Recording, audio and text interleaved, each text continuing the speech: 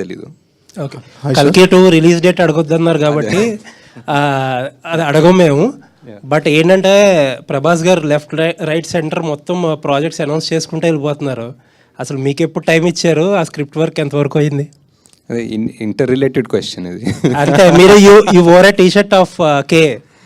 అవును ఇంకా తప్పదు కాబట్టి అక్కడ చెప్పాలి. వాట్ ఇస్ ప్రాజెక్ట్ కే దగ్గరే ఉన్నాం. ఇంకా వాట్ ఇస్ K2కి వెళ్దాం. ఇంకా K2 టైం ఉంది సార్, ఇంకా ఫిగర్ అవుట్ చేస్తారు.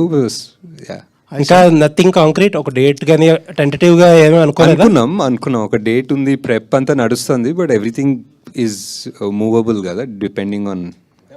ఇప్పుడు అనుకుంటున్న డేట్ ఏంటో చెప్పండి పోనీ. మనకి డేట్ నన్ను అడిగితే నాకు అంటే ఇప్పుడు మీరు టెంటేటివ్ మూవ్ అవ్వచ్చు, కానీ ఇప్పుడు అనుకుంటున్న డేట్ ఉంటుంది కదా, తర్వాత మూవ్ అవ్వచ్చు. Year ending sir, year ending around. Okay, question ఏంటంటే చాలా మంది అడగమంటుంది క్వశ్చన్.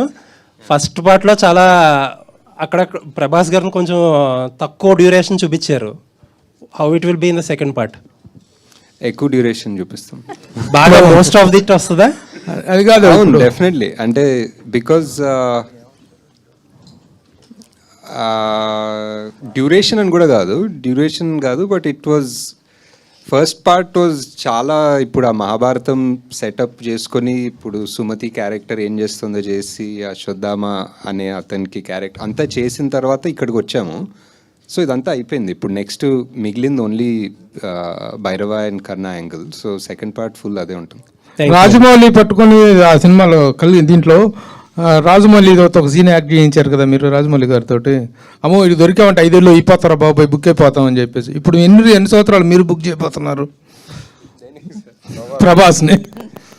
ఇది మనం ఎవడే సుబ్రహ్మణ్యం 10th యానివర్సరీ సందర్భంగా మనం ఇక్కడ హ్యాపీగా మాట్లాడుకుంటున్నాం. నాదేముంది సార్, నాది మధ్యలో జాతిరత్నాలు ప్రొడ్యూస్ చేసుకున్నాను హ్యాపీగా. ఇంకా కొంచెం టైం ఉంటే జాతిరత్నాలు 2 ప్రొడ్యూస్ చేసుకుంటాను.